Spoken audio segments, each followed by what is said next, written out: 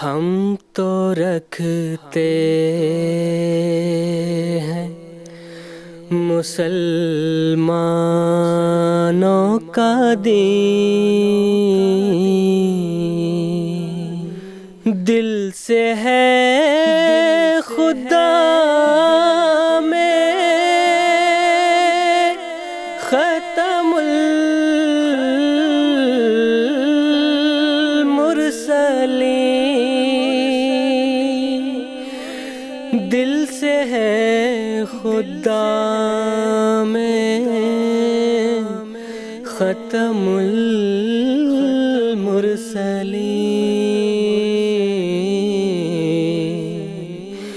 ختم المرسلین۔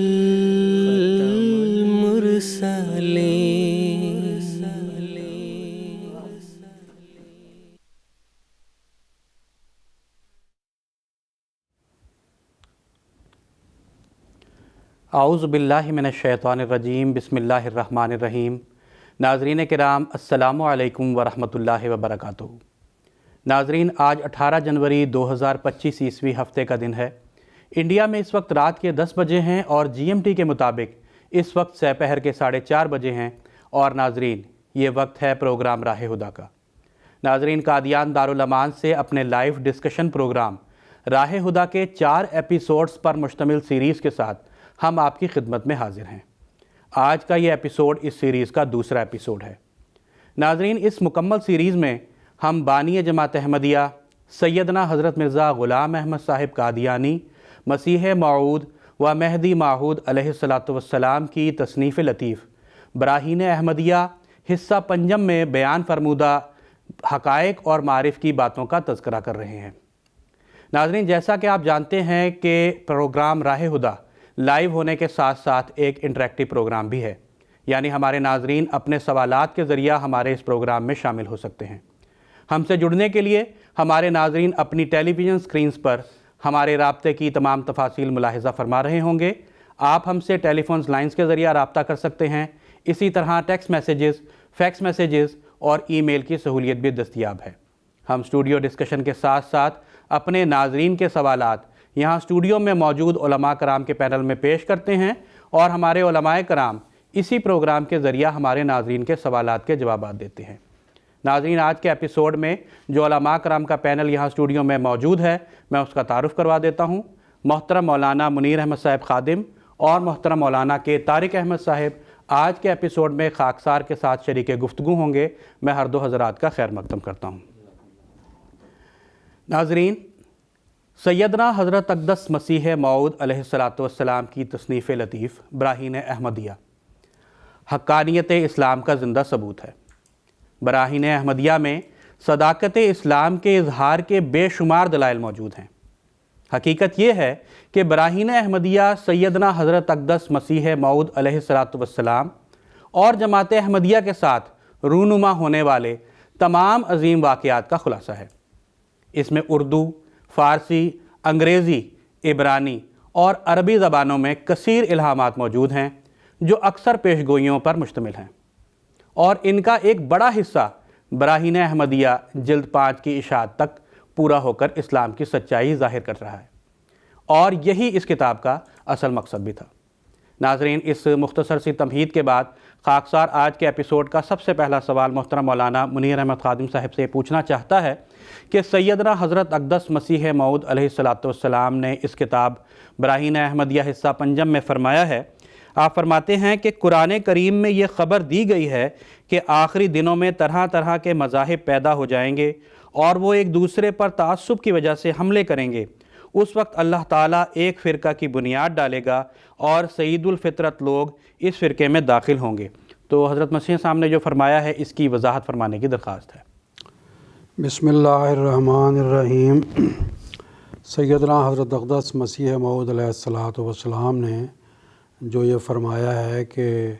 قرآن مجید میں اس بات کا ذکر ہے کہ آخری زمانے میں جو مذاہب ہیں وہ ایک دوسرے پر موج در موج حملہ آور ہوں گے،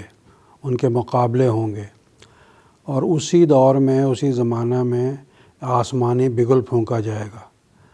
تو وہ جو قرآنی آیات ہیں میں پہلے آپ کو پڑھ کر سناتا ہوں. وہ اس طرح ہیں قرآن مجید میں. اللہ فرماتا ہے وَتَرَكْنَا بَعْضَهُمْ يَوْمَئِذٍ يَمُوجُ فِي بَعْضٍ، اور ہم ان میں سے بعض کو اس روز بعض پر موج در موج چھوڑ دیں گے. ایک دوسرے پر وہ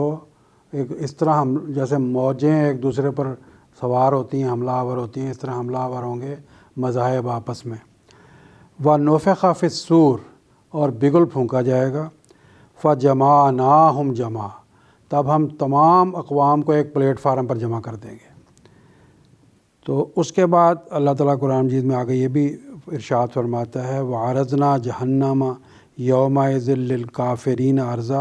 عَرْضًا الَّذِينَ كَانَتْ أَعْيُنُهُمْ فِي غِطَاءٍ مِّن ذِكْرِي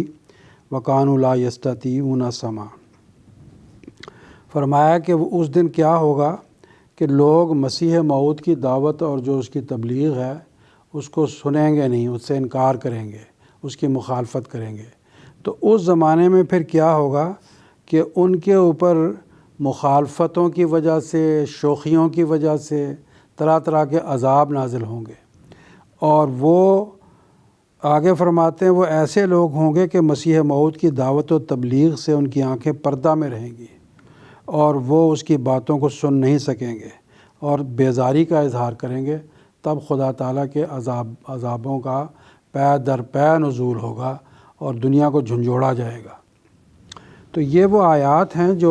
جس کے بارے حضرت مسیح علیہ السلام نے فرمایا کہ قرآن مجید میں ذکر ہے کہ آخری زمانے میں مذاہب ایک دوسرے سے مقابلہ آرا ہوں گے. تو یہ دراصل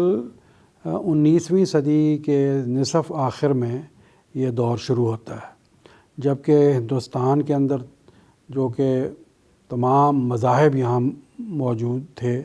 اور کوئی مذہب ایسا نہیں تھا جو ہندوستان میں نہیں تھا. تو سب مذاہب ایک دوسرے کی مخالفت کر رہے تھے، ایک دوسرے کے اوپر ایک لحاظ سے دیکھا جائے تو گند اچھال رہے تھے، سخت زبانیں استعمال کر رہے تھے. تو حضرت مسیح موعود علیہ الصلوۃ والسلام نے اللہ تعالیٰ کی اذن سے 1882 میں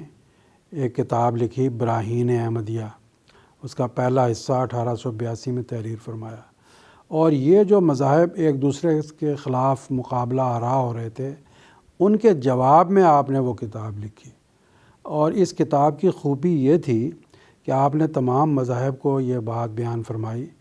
کہ یہ مناسب نہیں ہے کہ ہم ایک دوسرے کے مذہب کے خلاف جو ہیں وہ صاف آرا گالیوں کی شکل میں ہوں، دشنام ترازی کی شکل میں ہوں. یہ ٹھیک نہیں ہے، بلکہ مناسب طریق یہ ہے مذہب کے مقابلے کا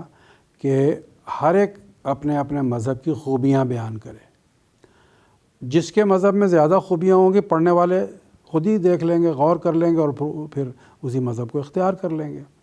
چنانچہ آپ نے براہین احمدیہ لکھ کے مناظرے کا ایک رنگ بدل دیا اور پھر اس میں آپ نے فرمایا کہ دیکھو میں اسلام کی خوبیاں پیش کرتا ہوں قرآن مجید سے، تم اس کا آدھا حصہ یا تیسرا حصہ یا چوتھا حصہ یہاں تک کہ 5واں حصہ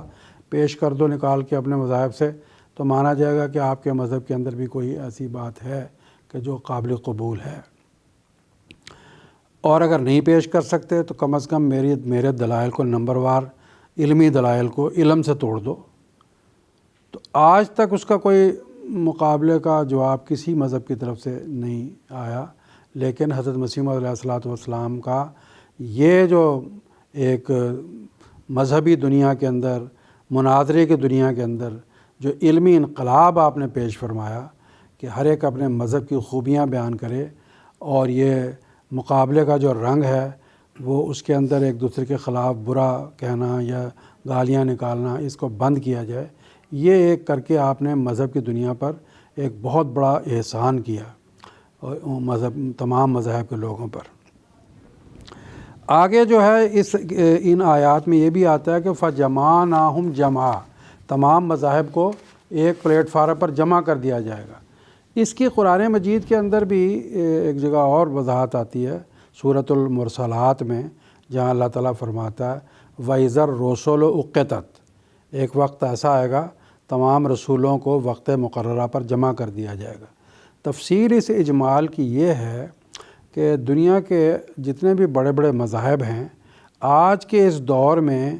ان سب کے بروز یا ان کے مثیل یا ان کے ہی آنے کا جو ہے وہ یہ پیشگوئی کے رنگ میں ذکر آتا ہے۔ چنانچہ یہودی بھی اسی دور میں مسیح موعود کے آمد کا انتظار کر رہے ہیں، عیسائی بھی مسیح کی آمد کا انتظار کر رہے ہیں، مسلمانوں کو بھی ایک مسیح اور مہدی کی آمد کا انتظار ہے، ہندو بھی جو کرشن اوتار کے آخری وقت میں آنے کا انتظار کر رہے ہیں، اور بھی دوسرے کئی بڑے بڑے مذاہب ہیں جو اس انتظار میں بیٹھے ہوئے ہیں، اور جو نشانیاں ان کی کتابوں میں بیان کی گئی ہیں وہ ساری اس دور میں آ کے مل جاتی ہیں۔ وہ زمانہ جو وہ بتاتے ہیں وہ یہی زمانہ ہے، اس کی نشانیاں جو وہ بتاتے ہیں وہ ساری نشانیاں اس دور میں آ کے پوری ہو جاتی ہیں۔ تو فَجَمَعْنَاهُمْ جمع کا مطلب یہ ہے کہ ہم اکٹھا کر دیں گے مذہبی دنیا میں ایک پلیٹ فارم پر، اور ایک شخص آئے گا اور وہ آ کے دنیا میں ہدایت کا اور نشر و اشاعت کا اور دین کو پھیلانے کا کام کرے گا۔ اب سوال یہ ہے کہ سب مذاہب میں تو رسول نہیں نہ آ سکتے، کسی ایک ہی مذہب میں آنا تھا جو پھر آگے سب کو ایک پلیٹ فارم پہ اکٹھا کرتا، اور وہ مذہب اسلام ہی ہے جو تمام دنیا کے انسانوں کو اپنے اندر سمیٹنے کی طاقت رکھتا ہے، اپنے اندر سمو سکتا ہے۔ ورنہ باقی جتنے بھی مذاہب ہیں آپ دیکھ لیں وہ سب ایک دوسرے کو برا بھلا کہتے ہیں، ایک دوسرے کے خلاف ہیں، ایک دوسرے کے حق میں بات کوئی بھی نہیں کرنے کے لیے تیار ہوتا۔ چنانچہ مثال کے طور پر میں آپ کو ایک چھوٹی سی مثال دیتا ہوں کہ اسی دور میں کتاب لکھی گئی ستیارتھ پرکاش، یہ سوامی دیانند جی جو ہیں وہ آریوں کے لیڈر بانی اس آریہ سماج کے، انہوں نے لکھی۔ آپ اس کتاب کو پڑھ کے دیکھ لیں، اس میں تمام مذاہب کی سوائے اس کے کہ مخالفت کی گئی ہے اور ان کی جو برائیاں وہ نکال کے پیش کی گئی ہیں، وہ اور اس میں کچھ بھی نہیں ہے۔ اسی طرح دیگر مذاہب میں بھی، خاص طور پر جو عیسائی پادری، وہ بھی جو اسلام کے خلاف صف آرا تھے، نبی کریم صلی اللہ علیہ وسلم کے خلاف، ازواج مطہرات کے خلاف، صحابہ کے خلاف، ایسے الفاظ انہوں نے اپنے کتابوں میں استعمال کیے ہیں جو بیان کرنے کے بھی قابل نہیں ہیں۔ حضرت مسیح موعود علیہ الصلوۃ والسلام نے آ کر فَجَمَعْنَاهُمْ جمع کا ایک نظارہ پیش فرمایا کہ آپ نے فرمایا کہ میں ہی وہ موعود ہوں جس کے متعلق تمام مذاہب کے اندر پیش گوئی کی گئی تھی کہ وہ آخری زمانے میں ظاہر ہوگا، اور ظاہر ہونے کے بعد تمام مذاہب کو ایک جگہ اکٹھا کرے گا، تمام دنیا کو اور تمام دنیا کے لوگوں کو ایک کر کے دکھائے گا۔ چنانچہ آپ نے پھر آ کر یہ اعلان فرمایا کہ دیکھو میں خدا نے مجھے بھیجا ہے، اور میرے آنے کا مقصد یہ ہے کہ میں خدائے واحد کی طرف بلاؤں اور دنیا کے تمام لوگوں کو آپسی بھائی چارے کا درس دوں۔ اور آپ نے یہ فرمایا کہ میں بنی نوع انسان سے ایسی محبت رکھتا ہوں جیسے والدہ مہربان اپنے بچوں سے رکھتی ہے، بلکہ اس سے بھی بڑھ کر۔ تو یہ جو بات آپ نے بیان فرمائی صرف آپ نے نہیں بیان فرمائی، یہ گزشتہ جو مقدس صحیفے ہیں یا اسلام میں جو بزرگان گزرے ہیں انہوں نے بھی بتایا کہ جب مسیح موعود آئے گا تو وہ آ کر کہے گا کہ میں ہی وہ آدم ہوں، میں ہی وہ شیس ہوں، میں ہی وہ نوح ہوں، اور میں ہی وہ موسیٰ ہوں، میں ہی وہ عیسیٰ ہوں، یہاں تک کہ وہ کہے گا کہ میں ہی نبی کریم صلی اللہ علیہ وسلم کا بروز ہوں۔ میرے اندر تمام انبیاء جو ہیں بروز کی شکل میں آ گئے ہیں، اور یہ باتیں جو ہیں پرانے بزرگان بھی لکھتے چلے آئے ہیں، اور وہ مسیح موعود کی اور مہدی کی جو شان بیان کرتے ہیں وہ ان میں سے ایک میں آپ کو پڑھ کر سناتا ہوں۔ کہتے ہیں المہدی الذی یجیء فی آخر الزمان فإنہ یکون فی الاحکام الشریعۃ تابعا لمحمد صلی اللہ علیہ وسلم، کہ مہدی جو آخری زمانے میں آئے گا وہ اپنے احکام کے لحاظ سے نبی کریم صلی اللہ علیہ وسلم کا تابع ہوگا۔ اور آگے فرماتے ہیں کہ وفی العلوم والحقیقت تکون جمیع الانبیاء والاولیاء تابعین لہ، اور باقی علوم اور معرفت اور حقیقت کے لحاظ سے جتنے بھی انبیاء اور اولیاء سب اس کے تابع ہوں گے۔ اتنی عظیم الشان صفت اس کی بیان کی گئی ہے، اور یہ جمعناہم جمع جو قرآن مجید میں آیا اس کا اس میں نظارہ کھینچا گیا ہے۔ تو میں آخر میں چند لائنیں حضرت مسیح موعود علیہ الصلوۃ والسلام کی اسی حوالے سے پڑھ کر اپنے بیان کو ختم کرتا ہوں۔ حضرت مسیح موعود علیہ الصلوۃ والسلام فرماتے ہیں یہ زمانہ وہی زمانہ ہے جس میں خدا تعالیٰ نے ارادہ فرمایا ہے کہ مختلف فرقوں کو ایک قوم بنا دے اور ان مذہبی جھگڑوں کو ختم کر کے آخر ایک ہی مذہب میں سب کو جمع کر دے۔ اور اسی زمانہ کی نسبت جو تلاطم امواج کا زمانہ ہے، خدا تعالیٰ نے قرآن شریف میں فرمایا ہے وَنُفِخَ فِي الصُّورِ فَجَمَعْنَاهُمْ جَمْعًا۔ اس آیت کو پہلی آیتوں کے ساتھ ملا کر یہ معنی ہے کہ جس زمانہ میں دنیا کے مذاہب کا بہت شور اٹھے گا اور ایک مذہب دوسرے مذہب پر ایسا پڑے گا جیسا کہ ایک موج دوسری موج پر پڑتی ہے اور ایک دوسرے کو ہلاک کرنا چاہیں گے، تب آسمان و زمین کا خدا اس تلاطم امواج کے زمانہ میں اپنے ہاتھوں سے بغیر دنیاوی اسباب کے ایک نیا سلسلہ پیدا کرے گا اور اس میں ان سب کو جمع کرے گا جو استعداد اور مناسبت رکھتے ہیں۔ تب وہ سمجھیں گے کہ مذہب کیا چیز ہے اور ان میں زندگی اور حقیقی راست بازی کی روح پھونکی جائے گی اور خدا کی معرفت کا ان کو جام پلایا جائے گا۔ اور ضرور ہے کہ یہ سلسلہ دنیا کا منقطع نہ ہو جب تک کہ یہ پیش گوئی کہ آج سے 1300 برس پہلے قرآن شریف نے دنیا میں شائع کی ہے پوری نہ ہو جائے۔ تو یہ حضرت مسیح موعود علیہ الصلوۃ والسلام نے اس حوالہ سے پیش گوئی کے رنگ میں بھی یہ بات بیان فرمائی ہے۔ جزاکم اللہ تعالیٰ احسن الجزا۔ خاکسار کا اگلا سوال محترم مولانا کے طارق احمد صاحب سے یہ ہے کہ اللہ تعالیٰ نے سیدنا حضرت اقدس مسیح موعود علیہ الصلوۃ والسلام کے متعلق فرمایا کہ جری اللہ فی حلل الانبیاء، اس کی کچھ تشریح فرمانے کی درخواست ہے۔ جی جزاکم اللہ تعالیٰ احسن جزا۔ سیدنا حضرت اقدس مسیح موعود علیہ الصلوۃ والسلام نے اپنی اس معرکۃ الآراء تصنیف براہین احمدیہ کے جو ابتدائی 4 حصص ہیں جو 1880-82 کے عرصے میں تالیف فرمائی ہیں اور شائع فرمایا ہے، اس میں آپ علیہ الصلوۃ والسلام نے مختلف اپنے الہامات کا ذکر فرمایا ہے، اور ان الہامات میں اللہ تعالیٰ نے مختلف انبیاء کے نام سے آپ کو پکارا ہے، آپ کو مخاطب کیا ہے۔ مثال کے طور پر حضرت مسیح علیہ السلام کا ایک الہام ہے کہ اصنع الفلک بأعیننا، کہ جس طرح حضرت نوح علیہ الصلوۃ والسلام کے تعلق سے قرآن مجید میں یہ آیت ملتی ہے کہ اللہ تعالیٰ حضرت نوح علیہ السلام کو یہ حکم دیتا ہے کہ میری آنکھوں کے سامنے ایک کشتی بنا، تو بعینی ہی وہی الفاظ جو قرآنی ہیں وہ حضرت اقدس مسیح موعود علیہ الصلوۃ والسلام کو بھی اللہ تعالیٰ نے الہاماً عطا فرمایا ہے اور نوح کہہ کے آپ علیہ الصلوۃ والسلام کو پکارا ہے۔ اسی طرح سلام علیک یا ابراہیم کے الہام ہیں جس میں اللہ تعالیٰ نے آپ علیہ الصلوۃ والسلام کو ابراہیم کہہ کے پکارا ہے۔ اسی طرح انت فیہم بمنزلۃ موسیٰ کا الہام ہے جس میں اللہ تعالیٰ نے حضرت اقدس مسیح موعود علیہ الصلوۃ والسلام کو حضرت موسیٰ علیہ السلام سے جو ہے وہ مشابہت عطا فرمائی ہے۔ تو حضرت اقدس مسیح موعود علیہ السلام ان الہامات کا ذکر فرماتے ہوئے یہ بتا رہے ہیں کہ اللہ تعالیٰ نے مجھے صرف حضرت عیسیٰ کا نام نہیں دیا ہے بلکہ مختلف انبیاء کا نام اللہ تعالیٰ نے میرا رکھا ہے۔ اور پھر ساتھ ہی آپ علیہ الصلوۃ والسلام نے اپنے اس الہام کا ذکر فرمایا جس میں اللہ تعالیٰ نے آپ کو مخاطب ہو کر فرمایا کہ جری اللہ فی حلل الانبیاء، یعنی اللہ تعالیٰ کا پہلوان، اللہ تعالیٰ کا رسول خدا فی حلل الانبیاء، گزشتہ جس قدر بھی راست باز اور مقدس نبی آئے ہیں ان کی پیرائیوں میں، ان کے لبادے میں جو ہے وہ مبعوث کیا جا رہا ہے۔ تو یہ حضرت اقدس مسیح موعود علیہ الصلوۃ والسلام کا ایک مقام ہے۔ حضرت اقدس مسیح موعود علیہ الصلوۃ والسلام اس مقام کے تعلق سے یہ فرماتے ہیں کہ مجھ سے پہلے جس قدر بھی انبیاء اس دنیا میں مبعوث ہوئے ہیں، صفات کے اعتبار سے یا ان کی زندگی میں ہونے والے رونما ہونے والے واقعات کے اعتبار سے اللہ تعالیٰ نے مجھے ان کے ساتھ ایک نسبت دی ہوئی ہے۔ اور حضرت اقدس مسیح علیہ السلام نے یہ بھی فرمایا ہے کہ ان انبیاء کی جو فطرت ہے، اس کا جو نقش ہے، وہ میری فطرت میں بھی جو ہے وہ ودیت کر رکھی گئی ہے۔ چنانچہ جب ہم گہرائی سے اس مضمون کو سمجھنے کی کوشش کریں گے اور تاریخ انبیاء کا بھی مطالعہ کریں گے اور حضرت اقدس مسیح موعود علیہ السلام کی سیرت کا بھی مطالعہ کریں گے تو ہمیں ایسا لگے گا کہ گزشتہ انبیاء کے ساتھ اللہ تعالیٰ نے جس طرح تائید و نصرت فرمائی ہے، جس طرح ان کو مختلف دشمن کی سازشوں سے محفوظ فرمایا ہے، بعینی ہی اسی طرح حضرت اقدس مسیح موعود علیہ السلام کے ساتھ بھی خدا تعالیٰ کے معاملات ہیں۔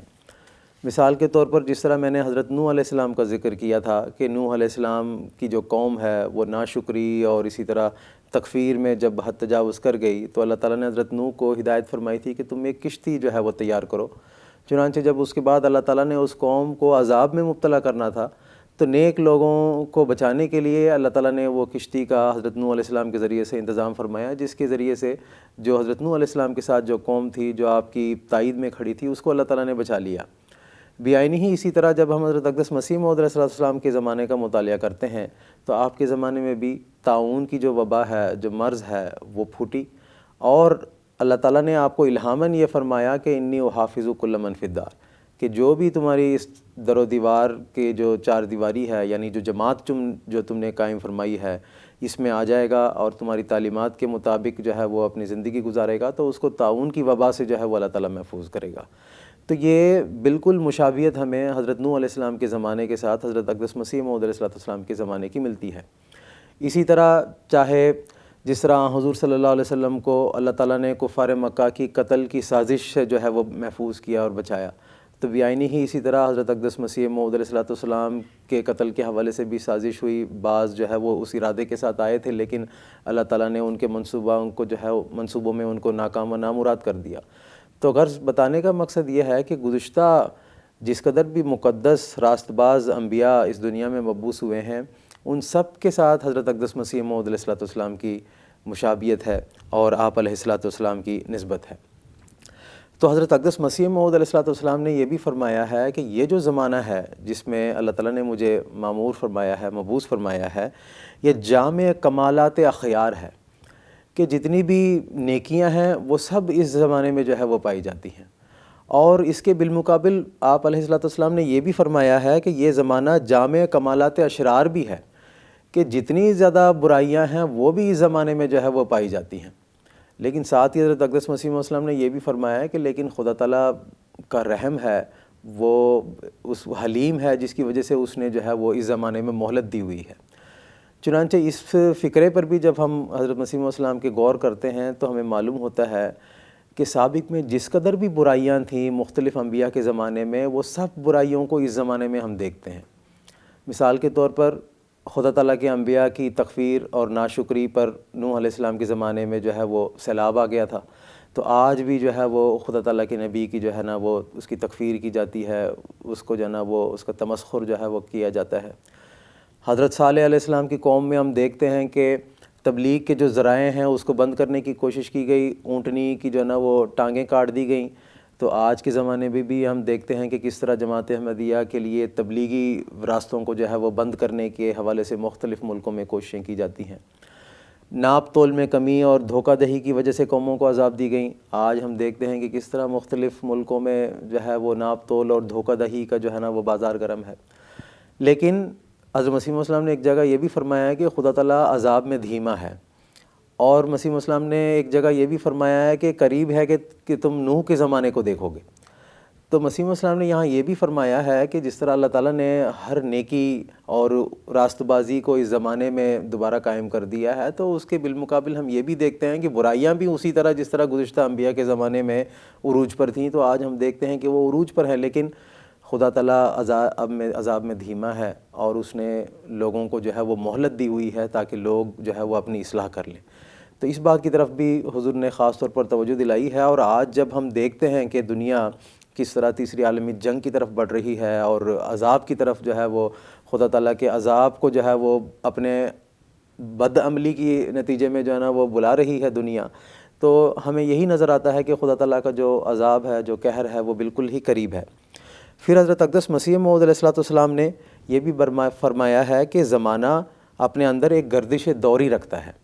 کہ جو نیک ہیں یا جو بد ہیں ان کے امثال جو ہیں وہ دنیا میں بار بار دہرائی جاتی ہے۔ تو حضرت مسیح موعود نے فرمایا کہ یہ جو الہام ہے جری اللہ فی حلول الانبیاء، اس میں بھی یہی بتایا گیا ہے کہ وہ جو تاریخی مثالیں ہیں وہ ایک مرتبہ پھر دہرائی جائیں گی۔ خدا تعالیٰ کی تائید و نصرت کے نظارے بھی ہم دیکھیں گے، اور اسی طرح خدا تعالیٰ کے جو قہری تجلی ہے اس کو بھی دیکھنا جو ہے وہ ہمارے لیے ضروری ہے۔ پھر حضرت اقدس مسیح موعود علیہ السلام نے آگے ذوالقرنین کے ساتھ بھی اپنی مشابہت بیان فرمائی ہے۔ حضور فرماتے ہیں کہ ذوالقرنین بھی ایک نبی ہیں، حدیث میں بھی ذکر ملتا ہے کہ آنے والا جو مسیح موعود ہے وہ ذوالقرنین ہوگا۔ چنانچہ حضرت مسیح موعود نے ایک لطیف نقطہ بھی یہاں پر بیان فرمایا ہے کہ حضرت مسیح موعود فرماتے ہیں کہ میں اس وقت میری عمر جو ہے وہ 68 ہو چکی ہے، اور ہر لحاظ سے جو ہے وہ 2 صدیوں کو جو ہے نا میں نے پایا ہے۔ مسیح علیہ السلام نے فرمایا کہ چاہے آپ ہجری کیلنڈر لے لیں تو میں نے 2 صدیاں پائی ہیں، آپ عیسائیوں کو کیلنڈر لے لیں تو میں نے 2 صدیاں پائی ہیں۔ اور مسیح علیہ السلام فرماتے ہیں کہ ہندوؤں کا جو کیلنڈر ہے جو بکرم مجید پر چلتا ہے اس کے حساب سے دیکھ لیں تو میں نے 2 صدیاں پائی ہیں۔ بلکہ مسیح علیہ السلام نے یہاں تک فرمایا ہے کہ دنیا میں جس قدر بھی کیلنڈرز رائج ہیں، صدیاں مقرر شدہ ہیں، تو حضور فرماتے ہیں چاہے وہ شرقی ہوں غربی ہوں، ان سب کا میں نے جائزہ لیا ہے اور میں نے دیکھا ہے کہ جتنی بھی صدیاں مقرر شدہ ہیں میں جو ہے وہ 2 صدیوں کو پانے والا جو ہے وہ ٹھہرا ہوں، اور یہ عین ذوالقرنین سے جو میری مشابہت ہے اس کے مطابق ہے۔ پھر آگے حضرت مسیح علیہ السلام نے ذوالقرنین کے تعلق سے مزید تفصیل بھی بیان فرمائی ہے کہ ان کے تعلق سے قرآن میں آتا ہے کہ انا مکننا لہو فی الارض وآتیناہ من کل شیء سببا، کہ ذوالقرنین کو جو ہے زمین میں مستحکم ان کی جو ہے نا وہ مضبوط مستحکم جو ہے وہ ان کی جماعت بنی تھی اور ان کو ہر قسم کی سہولت اللہ تعالیٰ نے دی ہوئی تھی۔ تو مسیح علیہ السلام نے فرمایا کہ یہی الہام میری نسبت بھی اللہ تعالیٰ نے فرمایا ہے مجھے کہ علم نجعل لک سہولۃ فی کل امر۔ پھر حضرت اقدس مسیح علیہ السلام فرماتے ہیں کہ اس زمانے میں تبلیغ کے حوالے سے اور جتنی مضبوطی اسلام کو اللہ تعالیٰ نے عطا فرمائی ہے رسل و رسائل کے حوالے سے یا اشاعت کتب کے حوالے سے، مسیح علیہ السلام فرماتے ہیں کہ جو برسوں میں جو مسافت طے ہوتی تھی آج جو ہے نا وہ چند گھنٹوں میں جو ہے نا وہ انسان طے کر لیتا ہے۔ جو پیغام پہنچنے میں جو ہے وہ کوسوں میلوں کا جو ہے نا وہ فاصلہ طے کرنا پڑتا تھا تو آج 2 منٹ میں جو ہے نا وہ دنیا کے ایک کنارے سے دوسرے کنارے تک جو ہے نا وہ پیغام پہنچا دیا جاتا ہے۔ تو مسیح علیہ السلام نے فرمایا کہ جس طرح ذوالقرنین کو وہ مضبوطی کے تعلق سے قرآن مجید میں وعدہ ہے تو اللہ تعالیٰ نے وہ وعدے میرے ساتھ بھی جو ہیں وہ پورا فرمائے ہیں، اور یہ ساری سہولیات اسلام کی تبلیغ کے لیے اور اتمام حجت کے لیے اور اشاعت حق کے لیے اللہ تعالیٰ نے میرے لیے پیدا فرمائے ہیں، اور اس طرح بھی میں ذوالقرنین کے ساتھ جو ہے وہ کامل مشابہت رکھتا ہوں۔ غرض حضرت اقدس مسیح موعود علیہ السلام نے یہی بیان فرمایا ہے کہ اسی آخری زمانے کے تعلق سے قرآن مجید کی جو سورۃ المرسلات کی آیت ہے کہ وَإِذَا الرُّسُلُ أُقِّتَتْ، اس میں بھی یہی پیشگوئی موجود ہے کہ آخری زمانے میں جو رسول آئے گا، جو نبی آئے گا، جیسے کہ محترم مولانا منیر احمد خادم صاحب نے یہ بھی فرمایا ہے کہ وہ موعود اقوام عالم ہوگا، کہ مختلف مذاہب میں جس موعود کے آنے کے تعلق سے پیشگوئیاں ہیں ان تمام پیشگوئیوں کو پورا کرنے والا ہوگا۔ تو جری اللہ فی حلل الانبیاء میں بھی یہی بتایا گیا ہے کہ وہ ان تمام پیشگوئیوں کو پورا کرنے والا بھی ہوگا اور ان تمام انبیاء کے ساتھ اس کی نسبت بھی ہوگی، اس کی مشابہت بھی ہوگی۔ ان تمام گزشتہ انبیاء کی زندگیوں کے جو واقعات ہیں وہ اس کی زندگیوں میں بھی رونما ہوں گے، وہ جو تائید و نصرت کے نظارے ہیں اس کو بھی اس زمانے میں ہم سب مشاہدہ کریں گے۔ تو حضرت اقدس مسیح علیہ السلام نے اپنے ایک مختصر سے شعر میں بھی اس بات کو واضح فرمایا ہے کہ آپ فرماتے ہیں کہ میں کبھی آدم، کبھی موسیٰ، کبھی یعقوب ہوں، نیز ابراہیم ہوں، نسلیں ہیں میری بے شمار۔ تو اس کے ساتھ میں اپنے جواب پر اکتفا کرتا ہوں۔ جزاکم اللہ تعالیٰ احسن الجزا۔ ناظرین، ہمارے ناظرین کی طرف سے ہمیں کچھ سوال بذریعہ ٹیکسٹ میسج موصول ہوئے ہیں، ان میں سے ایک سوال میں یہاں پڑھ کر سنا دیتا ہوں۔ محترم ابو طالب صاحب ملیشیا سے اپنا سوال بذریعہ ٹیکسٹ میسج ہمیں بھیجتے ہیں۔ وہ کہتے ہیں، ان کا سوال ہے کہ لوگ آج احمدیت کو اس کی تعداد سے پرکھنے کی کوشش کرتے ہیں، کیا یہ طریق درست ہے؟ نیز حضرت مسیح موعود علیہ السلام کی وفات کے بعد جماعت کی کیا تعداد تھی؟ میں محترم مولانا منیر احمد خادم صاحب سے درخواست کرتا ہوں کہ اختصار کے ساتھ اس سوال کا جواب دیں۔ سچائی کو پرکھنے کا جو ذریعہ ہے ہمارے پاس وہ ہے قرآن مجید۔ قرآن مجید نے علامتیں بیان فرما دی ہیں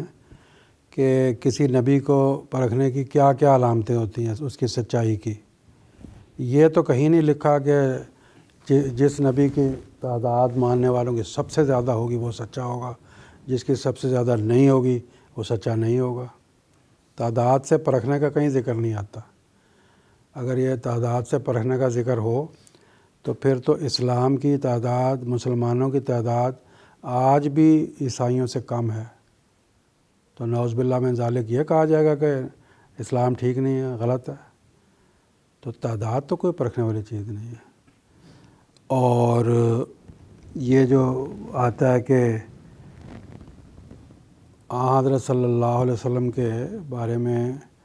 جب معراج کی جو حدیث آتی ہے اس میں آپ کو دکھایا گیا کہ انبیاء علیہ السلام میں سے بعض ایسے ہیں کہ ان کے امتیوں میں سے ایک آدمی ان کے ساتھ ہے، کسی کے ساتھ کوئی بھی نہیں ہے، کسی کے ساتھ صرف 10 آدمی ہیں، کسی کے ساتھ اتنے لوگ ہیں کہ جیسے بادل سایہ کیا ہوا ہوتا ہے، اتنے افراد وہ اس کے پیچھے ہیں، تو کسی کے پاس ساتھ زیادہ ہیں، کسی کے ساتھ کم ہیں، لیکن اگر کم تعداد والے وہ نبی تھے تو وہ نعوذ باللہ جھوٹے تو نہیں تھے نا، وہ بھی سچے تھے۔ تو یہ بات ہی غلط ہے، وہ اس لیے یہ بات اٹھائی جاتی ہے کہ احمدیوں کی تعداد غیر احمدیوں کی نسبت کم ہے، تو یہ اس کو دلیل بنایا جائے کہ غیر احمدی سچے ہیں، احمدی سچے نہیں ہیں۔ اصل غلبہ ہوتا ہے دلائل کا، دلائل کا جو غلبہ ہے اس کے اعتبار سے پرکھنے والی بات ہوتی ہے۔ آج کے زمانے میں باقی تمام مذاہب کے مقابل میں قرآن مجید اپنے دلائل کے لحاظ سے حاوی ہے، دلائل کے لحاظ سے غالب ہے، اور یہی اس دور میں حضرت مسیح موعود علیہ الصلوۃ والسلام کی جو سچائی ہے دلائل کے اعتبار سے پرکھی جائے گی، اور وہ دلائل کے اعتبار سے جماعت احمدیہ تمام مسلمان فرقوں پر حاوی ہے۔ اور اب تو یہ جو سوشل میڈیا کا زمانہ ہے اس میں آئے دن آپ لوگ ہم سب دیکھتے رہتے ہیں۔ ایک دفعہ میں دیکھ رہا تھا تو اس میں ایک مولوی صاحب کا بیان آ رہا تھا کہ ہم لوگ قرآن حدیث کے اعتبار سے احمدیوں کا مقابلہ نہیں کر سکتے، اور وہ یہ کہہ رہے تھے کہ وہ زمانہ ختم ہو گیا جب تم ختم نبوت کے حوالے سے احمدیوں کا مقابلہ کرتے تھے، اب خاتم النبیین کے دلیل کو ختم کر دو۔ مطلب اتنی مایوسی ان لوگوں میں چھا گئی ہے۔ اور انہوں نے اپنا ایک واقعہ بیان کیا اسی مولوی صاحب نے کہ ایک ان کا شخص جو آ کے ہمارے تبلیغی جماعت میں آ کے بیٹھ گیا، تو جب وہ مجھ سے باتیں کر رہا تھا تو مجھے ایسا لگتا تھا کہ وہ کوئی بڑا منجا ہوا مربی ہے احمدیوں کا، حالانکہ وہ ایک عام آدمی تھا اور وہ ہمیں بات نہیں کرنے دیتا تھا۔ تو اصل تو مقابلہ وہ ہے جو دلائل کے اعتبار سے ہو، تو دلائل کے اعتبار سے تو اللہ تعالیٰ کے فضل و کرم سے جماعت احمدیہ حاوی ہے، جماعت احمدیہ غالب ہے، اور تا قیامت غالب رہے گی انشاءاللہ۔ جزاکم اللہ تعالیٰ احسن الجزا۔ ناظرین، ایک اور سوال ہمیں بذریعہ ٹیکسٹ میسج موصول ہوا ہے، میں وہ سوال بھی یہاں پڑھ کر سنا دیتا ہوں۔ سوال ہے کہ کیا اللہ کو پتہ ہے کہ کون دوزخ میں جائے گا اور کون جنت میں؟ اگر اللہ کو پتہ ہے تو انسان کی مرضی کدھر گئی؟ پھر کیا برائی ہمیشہ رہے گی؟ پھر اللہ کو انسان بنانا نہیں چاہیے تھا؟ میں محترم کے طارق احمد صاحب سے درخواست کرتا ہوں کہ اختصار کے ساتھ اس سوال کا جواب دیں۔ جی جزاکم اللہ۔ سب سے پہلی بات تو یہ ہے کہ انسان کو اپنے خالق کی جو عبادت ہے وہ جنت کی لالچ میں یا دوزخ کے خوف سے جو ہے وہ نہیں کرنی چاہیے،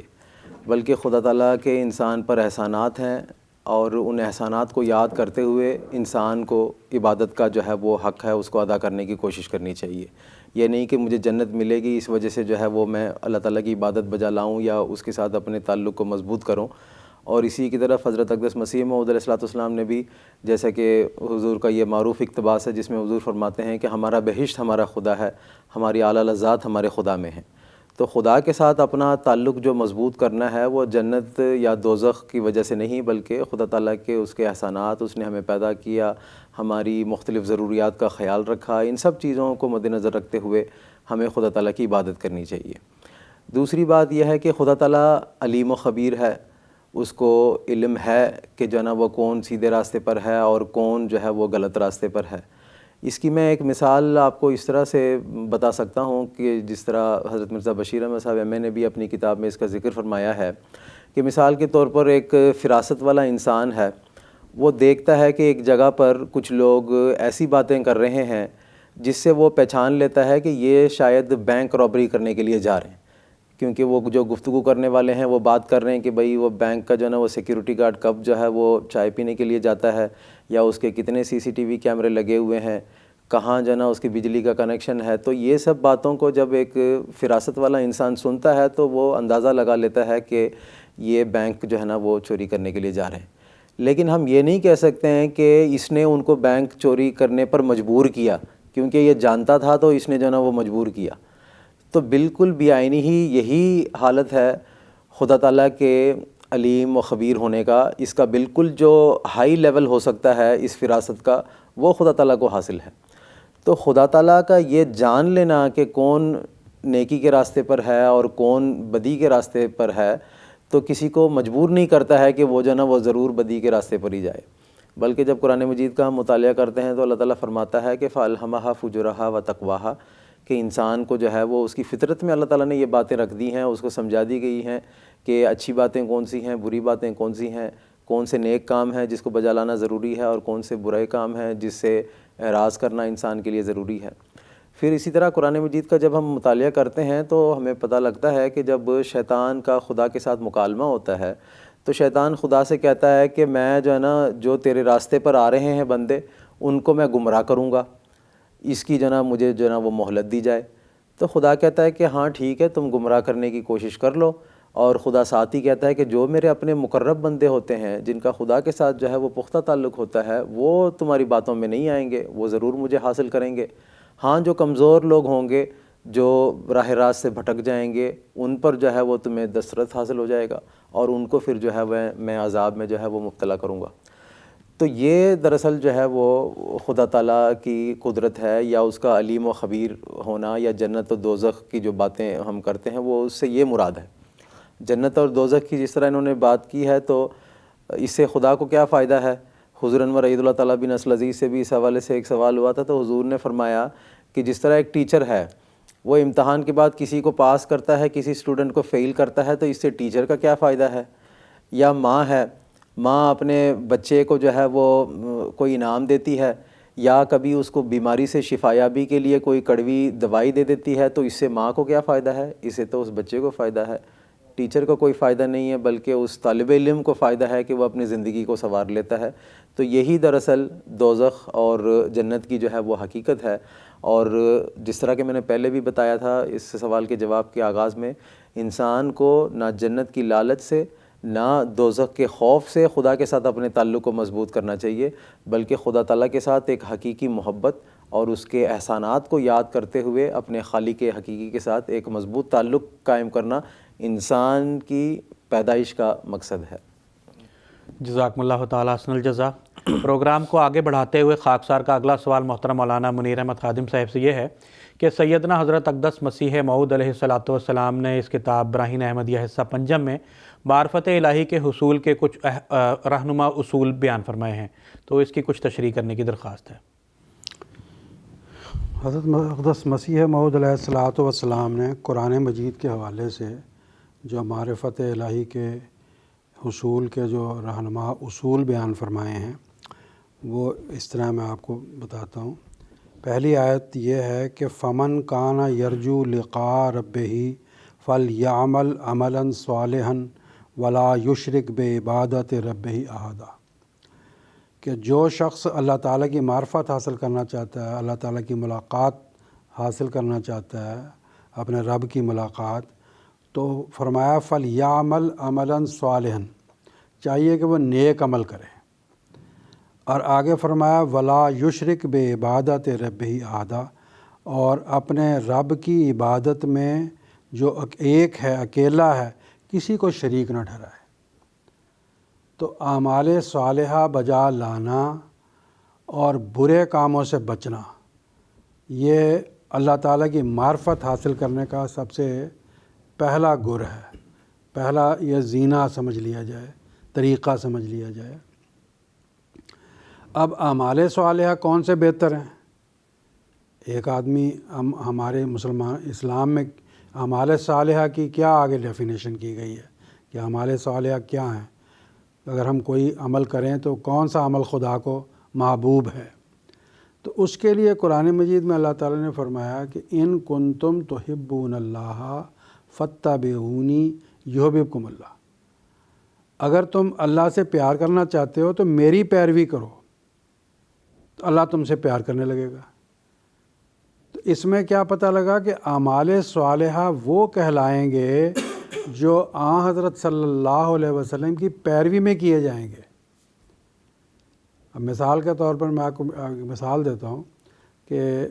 صبح کی نماز فجر کی پڑھنا اعمال صالحہ میں شامل ہے، اور آن حضرت صلی اللہ علیہ وسلم فرمایا کہ 2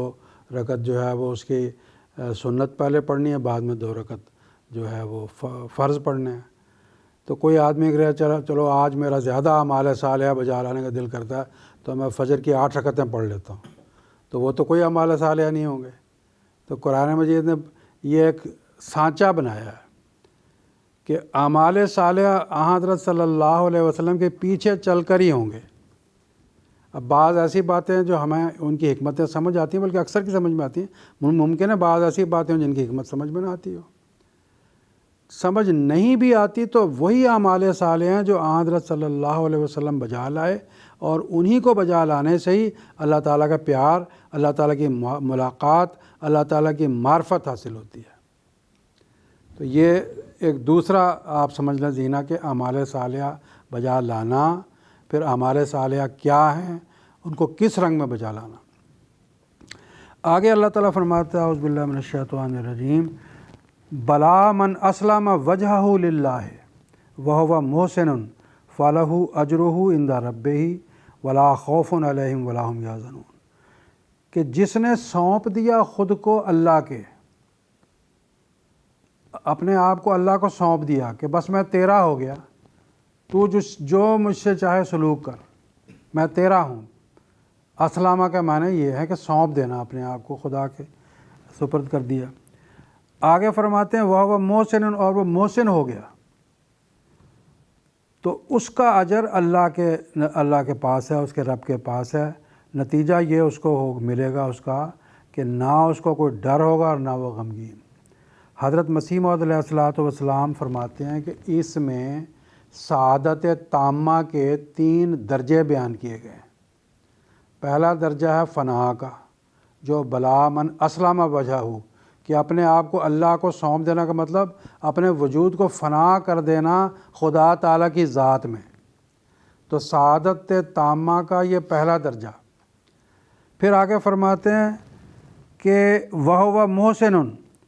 فرماتے ہیں پھر بعد اس کے وہو محسن کا فقرہ مرتبہ بقا کی طرف اشارہ کرتا ہے کہ جب ایک انسان خدا تعالیٰ کا ہونے کے بعد محسن بنتا ہے، کیونکہ جب انسان بعد فنائے اکمل و عتم و سلب جذبات نفسانی الہی جذبہ اور تحریک سے پھر جنبش میں آیا، پھر حرکت میں آیا، تو وہ جو اس کی حرکت ہے نا، یہ حیات ثانی ہے۔ وہ فنا کے بعد محسن کا مطلب کیا ہے کہ اس کو حیات ثانی نصیب ہوگی، اور صوفیاء نے اس درجے کا نام رکھا بقا، کہ فنا کے بعد اس کو بقا نصیب ہو گئی۔ اور آگے پھر فلہ اجرہ عند ربہ، اس میں لقاء کی طرف ہے کہ اللہ تعالیٰ جو اس کا رب ہے اس کا اجر دیتا ہے، اور نہ اس کو پھر کوئی غم نہ کوئی فکر، وہ خدا کا ہو گیا، خدا اس کا ہو گیا۔ تو یہ 3 درجے ہیں، پہلا درجہ فنا، دوسرا بقا، تیسرا لقاء۔ جب یہ 3 درجے حاصل ہو جاتے ہیں تو گویا کہ انسان کو خدا تعالیٰ کی معرفت حاصل ہو گئی۔ حضرت مسیح موعود علیہ السلام فرماتے ہیں کہ جو یہ پہلا درجہ ہے فنا کا، یہ کسبی ہے، اس کے لیے انسان کو کوشش کرنی ہوتی ہے، اور اس کے لیے قرآن مجید میں ایک جگہ اللہ فرماتا ہے والذین جاہدوا فینا لنہدینہم سبلنا، کہ جو لوگ ہمارے راستے میں جہاد کرتے ہیں، کوشش کرتے ہیں، کیونکہ خدا کا راستہ ایسا ہے کہ ایسا سہل نہیں ہے کہ بغیر کوشش کیے ہی نصیب ہو جائے، اس کے لیے بڑی کوششیں کرنی پڑتی ہیں، بڑا مجاہدہ کرنا پڑتا ہے۔ تو یہ کسبی ہے۔ جب یہ انسان کسبی راستے سے داخل ہو کر فنا کے راستے سے آگے چلا جاتا ہے تو فرماتے ہیں کہ آگے جو بقا اور لقاء کے درجات ہیں وہ وہبی ہوتے ہیں، وہ خود بخود آگے انسان کو پھر اللہ تعالیٰ عطا کرتا ہے، اور پھر اللہ تعالیٰ کی لقاء کے ساتھ ساتھ اس کی بشارتیں، اس کے الہامات، اس کے کلمات ایسے بندوں کو ملنے شروع ہو جاتے ہیں۔ تو یہ خدا تعالیٰ کی جو معرفت ہے، معرفت الہی کے جو اصول ہیں حضرت مسیح موعود علیہ الصلوۃ والسلام نے بیان فرمائے ہیں، وہ میں نے خلاصے کے طور پر یہاں بیان کیے ہیں۔ فرماتے ہیں کہ جس وقت انسان عرفان اور یقین اور توکل اور محبت میں ایسا عالی مرتبہ کا ہو جائے کہ اس کے خلوص اور ایمان اور وفا کا اجر اس کی نظر میں وہمی اور خیالی نہ رہے، بلکہ ایسا یقین ہو کہ وہ اس کو مل چکا ہے، خوف اٹھ جائے اور غم کا نام و نشان نہ رہے، تو یہی حالت لقاء ہے۔ اور حضرت مسیح موعود علیہ الصلوۃ والسلام کا آخر میں اس بارے میں ایک چھوٹا سا اقتباس پڑھ کے میں ختم کرتا ہوں۔ حضرت مسیح موعود علیہ السلام فرماتے ہیں جو لوگ سچے دل سے خدا کے طالب ہیں، جو لوگ سچے دل سے خدا کے طالب ہیں وہ خوب جانتے ہیں کہ خدا کی معرفت خدا کے ذریعہ سے ہی میسر آ سکتی ہے، اور خدا کو خدا کے ساتھ ہی شناخت کر سکتے ہیں، اور خدا اپنی محبت آپ ہی پوری کر سکتا ہے، انسان کے اختیار میں نہیں، اور انسان کبھی کسی ہیلا سے، گناہ سے بیزار ہو کر اس کا قرب حاصل نہیں کر سکتا جب تک کہ معرفت کاملہ حاصل نہ ہو، اور اس جگہ کوئی کفارہ مفید نہیں اور کوئی طریق ایسا نہیں جو گناہ سے پاک کر سکے۔ عیسائی لوگ جو کہتے ہیں کہ ہم خون مسیح پر ایمان لے آئے اب ہمارے سارے گناہ دھل جائیں گے، تو حضرت مسیح موعود علیہ السلام فرماتے ہیں کتنے عیسائی ہیں جو اس کفارے پر ایمان لا کر انہوں نے اپنی پاک زندگی اختیار کر لی، بلکہ گناہوں کی دلدل میں عیسائی دنیا اس کفارے کے عقیدے کی وجہ سے زیادہ دھس گئی۔ تو وہ جو اسلام کا عقیدہ ہے توبہ کا، خدا کی طرف رجوع کرنے کا، خدا سے محبت کرنے کا، وہی ہے اصل جو انسان کو خدا کی معرفت اور نجات دلا سکتا ہے۔ فرماتے ہیں کہ کوئی کفارہ مفید نہیں اور کوئی طریق ایسا نہیں جو گناہ سے پاک کر سکے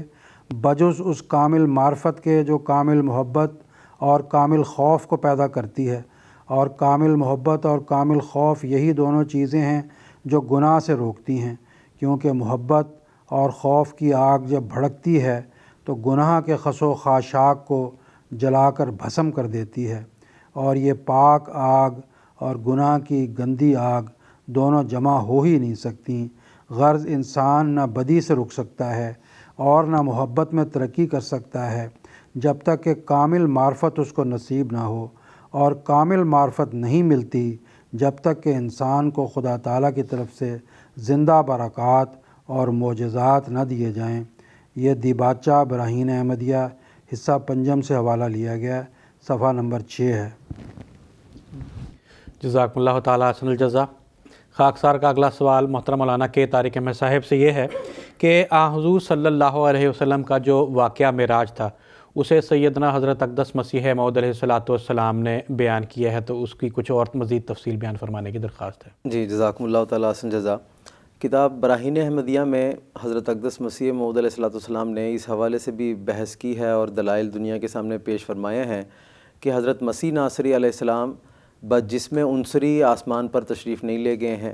بلکہ وہ ایک نبی کے طور پر انہوں نے ایک زندگی گزاری ہے اس دنیا میں ہی، اور اس دنیا میں ہی وہ وفات پائے ہیں اور اسی عرض میں جو ہیں وہ مدفون بھی ہیں۔ چنانچہ اس بحث میں حضرت اقدس مسیح علیہ السلام نے یہ بات بھی بیان فرمائی ہے کہ جو غیر احمدی مسلمان ہیں ان کے اندر واقعہ معراج اور اسراء کے تعلق سے مختلف توہمات کے وہ شکار ہیں۔ چنانچہ وہ واقعہ معراج کو بھی اس طرح وہ اس پر ایمان لاتے ہیں کہ حضور صلی اللہ علیہ وسلم بجسدہ العنصری جو ہے وہ معراج پر تشریف لے گئے تھے، اور انہوں نے جو ہے وہ دوسرے آسمان پر حضرت عیسیٰ علیہ السلام کو بھی بجسدہ العنصری جو ہے وہ دیکھا ہے۔ اب وہ واقعہ معراج میں حضور صلی اللہ علیہ وسلم کو اس جسمانی جو جسم کے ساتھ جو ہے وہ آسمان پر جانا اس لیے ثابت کرنے کی کوشش کرتے ہیں تاکہ حضرت عیسیٰ علیہ السلام کو بجسدہ العنصری آسمان پر جانے میں ان کو جو ہے وہ ایک دلیل مل سکے، اور اس بات کو وہ زیادہ تقویت کے ساتھ جو ہے وہ دنیا کے سامنے پیش کر سکے۔ جبکہ جیسے کہ میں نے بتایا کہ یہ واقعہ اور اسراء اسلامی لٹریچر میں اس کے تعلق سے مختلف واقعات اور باتیں جو ہیں وہ بھری پڑی ہیں، لیکن افراط و تفرید کا شکار ہے یہ معاملہ۔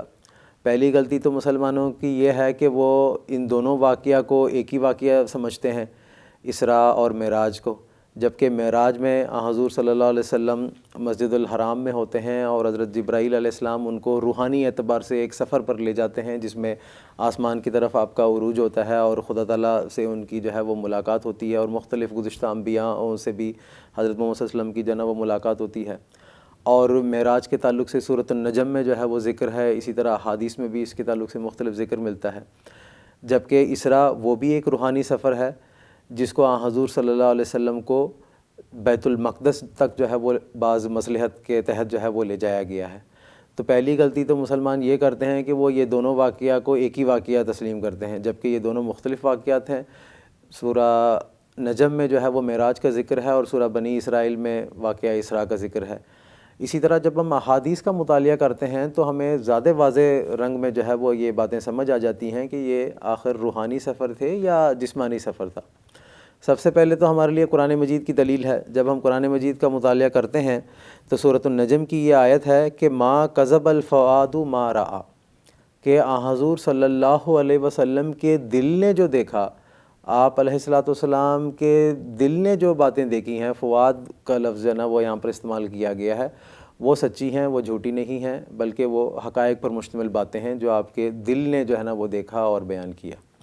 تو اس سے ہمیں واضح طور پر پتہ لگتا ہے کہ قرآن میں یہ نہیں کہا گیا ہے کہ آپ نے اپنی آنکھوں سے جو ہے نا وہ دیکھا، آپ نے جو ہے نا وہ جسمانی طور پر جو ہے نا وہ آپ کا سفر ہوا، بلکہ ایک روحانی عالم کی بات ہو رہی ہے کہ دل کے ساتھ تعلق رکھنے والی ایک بات ہے کہ جس کا قرآن مجید نے واضح طور پر جو ہے نا وہ ذکر فرمایا ہے کہ آپ کے دل نے ان سب باتوں کو جو ہے نا وہ دیکھا۔ چنانچہ حضور صلی اللہ علیہ وسلم کے اس واقعے کے تعلق سے احادیث کا بھی جب ہم مطالعہ کرتے ہیں تو ہمیں پتہ لگتا ہے کہ انبیاء جو ہوتے ہیں وہ جب سوتے ہیں تو ان کا دل جو ہے وہ خدا تعالیٰ کی محبت میں جاگ رہا ہوتا ہے۔ چنانچہ اس کا کیفیت کا احادیث میں ذکر ملتا ہے کہ تنام عیناہ ولا ینام قلبہ، کہ حضور صلی اللہ علیہ وسلم کی جو آنکھیں ہیں وہ تو سو جاتی ہیں، لیکن آپ صلی اللہ علیہ وسلم کا جو دل ہے وہ بیدار رہتا ہے، وہ جاگتا ہے۔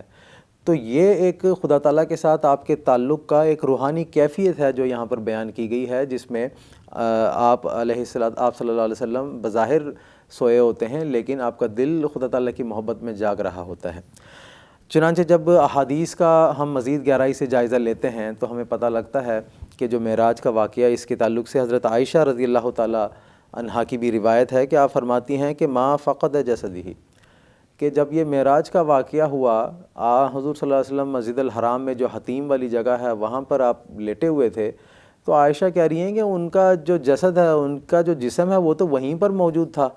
ایسا نہیں ہوا کہ جو ہے نا حضرت جبرائیل علیہ السلام ان کو اس جسم کے ساتھ ہی جو ہے نا وہ آسمان پر لے گئے ہیں، ایسا نہیں ہوا ہے، بلکہ آپ کا جسم تو وہیں پر موجود تھا۔ اسی طرح اور احادیث کا جب ہم مطالعہ کرتے ہیں تو یہ بھی ذکر ملتا ہے کہ ثم استيقظ فهو فی مسجد الحرام، کہ پھر حضور صلی اللہ علیہ وسلم بیدار ہوئے تو وہ مسجد حرام میں جو ہے نا وہ موجود تھے۔ تو اس بیداری سے بھی ہمیں پتہ لگتا ہے کہ وہ ایک عالم کشف ہے، وہ عین بیداری میں ایک عظیم الشان کشف ہے جو حضور صلی اللہ علیہ وسلم کو اللہ تعالیٰ نے دکھایا، جس میں حضرت جبرائیل علیہ السلام آئے اور انہوں نے آپ کو آسمان کی جو ہے نا وہ سیر کرائی، مختلف گزشتہ انبیاءوں سے حضور صلی اللہ علیہ وسلم کی ملاقات ہوئی اور اللہ تعالیٰ سے بھی آپ کی جو ہے وہ ملاقات ہوئی۔ اسی طرح حدیث میں یہ بھی ذکر ملتا ہے کہ حضرت عائشہ رضی اللہ تعالیٰ عنہ کی روایت ہے، جس کو مختلف ائمہ سلف نے بھی اس کو جو ہے وہ مختلف مقامات پر اس کا ذکر کیا ہے، جس میں آپ فرماتی ہیں کہ حضور صلی اللہ علیہ وسلم نے جسمانی آنکھ کے ساتھ خدا کو نہیں دیکھا ہے، اور جو یہ کہتا ہے کہ وہ جھوٹا ہے۔ حضرت عائشہ کہتی ہیں کہ حضور صلی اللہ علیہ وسلم نے معراج کی رات میں جسمانی آنکھوں کے ساتھ خدا تعالیٰ کو نہیں دیکھا ہے، بلکہ جو یہ کہتا ہے وہ جھوٹا ہے۔ اور آپ یہ بھی بیان فرماتی ہیں کہ میری تو رونگٹیں کھڑی ہو جاتی ہیں کہ جب کہے کہ کوئی ظاہری آنکھ سے جو ہے نا وہ خدا تعالیٰ کو دیکھ سکتا ہے۔ خدا تعالیٰ تو ورا الورا وجود ہے، اس کو ظاہری آنکھوں سے تو انسان نہیں دیکھ سکتا ہے۔ ہاں، اللہ تعالیٰ کی جب مشیت ہوتی ہے اور اللہ تعالیٰ کے قرب کے جو مدارج ہیں اس کو جب انسان طے کرتا ہے تو پھر خدا تعالیٰ اپنا دیدار جو ہے وہ ایک انسان کو جو ہے وہ عطا کرتا ہے۔ تو اس سے بھی ہمیں پتہ لگتا ہے کہ یہ سب باتیں روحانی عالم کی باتیں ہیں، روحانی سفر کے تعلق سے باتیں ہو رہی ہیں اور عالمی کشف کی باتیں ہو رہی ہیں، کوئی ظاہری بات جو ہے وہ یہاں پر نہیں ہو رہی ہے۔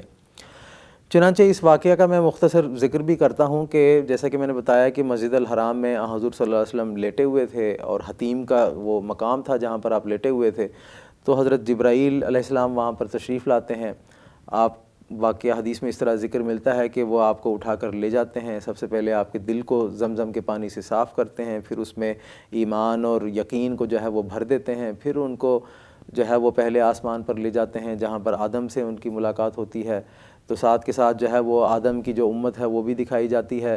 اور جب آدم علیہ السلام ایک طرف ہوتے ہیں تو وہ خوش ہوتے ہیں، دوسری طرف ہوتے ہیں تو غم میں مبتلا ہو جاتے ہیں۔ اس کے بارے میں جب آپ وسلم دریافت فرماتے ہیں تو کہا جاتا ہے کہ نہیں، میری امت کے جو نیک لوگ ہیں ان کی طرف جب میں دیکھتا ہوں تو مجھے سکون ملتا ہے، اور جو میری امت کے برے لوگ ہیں ان کی طرف میں دیکھتا ہوں تو میں غم میں مبتلا ہوتا ہوں۔ اس کے بعد دوسرے آسمان پر چلے جاتے ہیں تو ہر آسمان پر داروغہ بھی ہوتا ہے، وہ پوچھتا بھی ہے کہ آپ کون ہیں، تو کہا جاتا ہے کہ جبرائیل۔ خیر وہ بہت تفصیلی واقعہ ہے اور ذکر ہے اس کا۔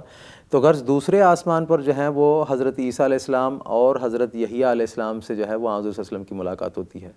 پھر اسی طرح اللہ ترتیب جو ہے وہ مختلف انبیاء سے حضرت یوسف، حضرت ادریس، حضرت ہارون علیہم السلام، اسی طرح پھر چھٹے آسمان پر حضرت موسیٰ علیہ السلام وغیرہ سے حضور صلی اللہ علیہ وسلم کی ملاقات ہوتی ہے۔ تو غیر احمدی جو مسلمان ہیں وہ حضرت عیسیٰ علیہ السلام کا جو رفع ہے، وہ جس طرح وہ سوچتے ہیں کہ جسمانی طور پر آسمان کی طرف ان کو اٹھا لیا گیا ہے، اس کو ثابت کرنے کے لیے وہ کہتے ہیں کہ حضور صلی اللہ علیہ وسلم بھی جسمانی طور پر ہی معراج پر تشریف لے گئے تھے اور وہاں پر حضرت عیسیٰ علیہ السلام سے ان کی ملاقات ہوئی ہے۔ جبکہ میں نے احادیث کے مختلف حوالے آپ کے سامنے پیش کیے ہیں جس میں ہمیں پتہ لگتا ہے کہ یہ کشفی حالت کا جو ہے نا وہ بیان ہے، اور اس میں ساری روحانی باتیں جو ہے نا وہ بیان کی جا رہی ہیں۔ چنانچہ اگر ہم معراج میں حضور صلی اللہ علیہ وسلم کا حضرت عیسیٰ علیہ السلام سے ملاقات کا بھی اگر ہم گہرائی سے جائزہ لیتے ہیں تو صرف حضرت عیسیٰ علیہ السلام سے تو حضرت وسلم کی ملاقات نہیں ہوئی، بلکہ حضرت یحییٰ سے بھی ہوئی ہے، حضرت موسیٰ سے بھی ہوئی ہے، حضرت یوسف، حضرت ہارون، حضرت یوسف علیہ السلام، ادریس علیہ السلام، سب سے ملاقاتیں ہوئی ہیں۔ تو کیا ہم یہ تسلیم کریں گے کہ یہ سارے بھی جو ہے نا وہ آسمان پر زندہ ہیں؟ صرف عیسیٰ علیہ السلام کے تعلق سے کیوں یہ خیال کیا جاتا ہے کہ وہ اپنے جسم کے ساتھ جو ہے نا وہ آسمان پر زندہ ہیں، بلکہ سارے انبیاء سے حضور صلی اللہ علیہ وسلم کی ملاقات ہوئی ہے۔ اسی طرح حضور صلی اللہ علیہ وسلم نے جو کیفیت بیان فرمائی ہے واقعات کی اور انبیاء علیہ السلام سے ملاقات کی، حضرت عیسیٰ علیہ السلام کا کوئی نرالا جسم کا تو نہیں ذکر فرمایا کہ یہ بھائی میں نے باقی سارے انبیاء جو ہے نا ان سے تو اس طرح ملاقات ہوئی لیکن حضرت عیسیٰ سے اس طرح ملاقات ہوئی۔ کوئی تفریق نہیں ہے، بلکہ تمام جتنے بھی گزشتہ انبیاء ہیں ان سے ایک جیسی ملاقات ہوئی ہے۔ تو کہاں سے جو غیر احمدی مسلمان ہیں ظاہر پر ان چیزوں کو جو ہے نا وہ معمول کر لیتے ہیں اور حضرت عیسیٰ علیہ السلام کو ایک امتیازی شان جو ہے وہ دینے کی کوشش کرتے ہیں، یہ تو ہماری سمجھ میں نہیں آتی یہ بات۔ بلکہ حال ہی میں ایک ویڈیو کلپ میں نے یہ دیکھا ہے کہ ایک نوجوان مسلم ہے، بڑا معروف صحافی ہے، اس کو ایک عیسائی معراج کے واقعہ کو لے کر جو ہے وہ اس کی جو ہے نا وہ تمسخر جو ہے نا اس کا اڑا رہا ہے۔ وہ یہ کہتا ہے کہ تم 20ویں صدی اتنی ترقی یافتہ زمانے میں تم کہاں سے اس بات پر یقین رکھتے ہو کہ جبرائیل جو ہے نا وہ گھوڑے لے کر آئے تھے اور انہوں نے گھوڑے پر آسمان وسلم کو بٹھا لیا اور آسمان پر تم ان کو جو ہے نا وہ لے کر گئے، تم کہاں ان باتوں پر یقین رکھتے ہو؟ تو وہ جو نوجوان مسلمان ہے وہ شرمندگی جو ہے نا اٹھائی ہوئی ہے اس نے، اور جو ہے نا وہ خاموش وہاں پر بیٹھا ہوا ہے۔ تو آج کل کے نوجوان بھی ان چیزوں سے جوجھ رہے ہیں کہ اسلامی اور مسلمان جو غیر احمدی مسلمان ہیں انہوں نے ایسی ایسی باتیں ان کو سکھا دی ہیں، ان کو دین کے نام پر سکھا دی ہیں جو کہ بالکل ہی غیر معقول ہیں اور سائنسی اعتبار سے جس کو جو ہے نا وہ تسلیم ہی نہیں کیا جاتا۔ ہم یہاں پر یہ نہیں بتا رہے ہیں کہ اللہ تعالیٰ کو قدرت حاصل نہیں ہے کہ اللہ تعالیٰ جو ہے نا کسی شخص کو جو ہے نا آسمان پر اٹھا لے، بلکہ ہم یہ کہتے ہیں کہ قرآن مجید کیا کہتا ہے اس کو جو ہے نا وہ دیکھیں۔ قرآن مجید میں کفار مکہ کے تعلق سے آتا ہے کہ انہوں نے وسلم سے مطالبہ کیا تھا کہ اگر آپ سچے ہیں تو آپ جو ہے نا وہ آسمان پر چڑھ جائیں، تو آپ صلی اللہ علیہ وسلم نے کیا ان کو جواب دیا؟ آپ صلی اللہ علیہ وسلم نے یہی فرمایا کہ اللہ تعالیٰ پاک ہے، میں تو محض ایک بشر رسول ہوں، ایک انسان ہوں، میں کس طرح آسمان پر جو ہے نا وہ چڑھ سکتا ہوں؟ تو جب حضور صلی اللہ علیہ وسلم جو اللہ تعالیٰ کے محبوب ترین انسان ہیں ان کی یہ کیفیت ہے اور وہ آسمان پر جانے سے منع کر رہے ہیں، تو پھر کس طرح حضرت عیسیٰ علیہ السلام جو ہیں وہ 2000 سال سے آسمان پر بیٹھے ہوئے ہیں؟ ان کو کیا وہاں پر کوئی خاص حجرہ دیا گیا ہے؟ تو غرض حضرت مسیح موعود السلام کتاب براہین احمدیہ میں حضرت عیسیٰ علیہ السلام کے تعلق سے معراج کے واقعہ کو پیش کرتے ہوئے یہی بیان فرما رہے ہیں کہ حضور صلی اللہ علیہ وسلم نے جو حضرت عیسیٰ علیہ السلام کو دیکھا وہ کوئی اس دنیاوی جسم کے ساتھ نہیں دیکھا ہے، بلکہ یہ سارا واقعہ ایک روحانی واقعہ ہے، عالم کشف میں یہ سارے واقعہ رونما ہوئے ہیں۔ جزاک اللہ تعالیٰ حسن الجزا۔ ناظرین، اس کے ساتھ ہی ہمارے آج کے اس ایپیسوڈ کے اختتام کا وقت ہوا چاہتا ہے۔ پروگرام کے اختتام پر خاکسار سیدنا حضرت اقدس مسیح موعود علیہ السلام کا ایک اقتباس پیش کرے گا۔ سیدنا حضرت مسیح موعود علیہ السلام فرماتے ہیں، ہماری جماعت کو خدا تعالیٰ سے سچا تعلق ہونا چاہیے اور ان کو شکر کرنا چاہیے کہ خدا تعالیٰ نے ان کو یوں ہی نہیں چھوڑا، بلکہ ان کی ایمانی قوتوں کو یقین کے درجہ تک بڑھانے کے واسطے اپنی قدرت کے 100 نشان دکھائے ہیں۔ ملفوظات جلد 2 صفحہ نمبر 710 ایڈیشن 2003 عیسوی مطبوعہ ربوہ۔ ناظرین، اس کے ساتھ ہی ہمارا آج کا ایپیسوڈ اختتام پذیر ہوتا ہے۔ انشاءاللہ تعالی اگلے ایپیسوڈ میں اسی موضوع پر بات چیت کو جاری رکھیں گے۔ تب تک کے لیے اجازت دیجیے۔ السلام علیکم ورحمۃ اللہ وبرکاتہ۔ لوگوں کے یہی نور خدا پاؤ گے، لو تمہیں طور تسلی کا بتایا ہم نے۔ آؤ لوگوں کے یہی نور خدا پاؤ گے، لو تمہیں طور تسلی کا بتایا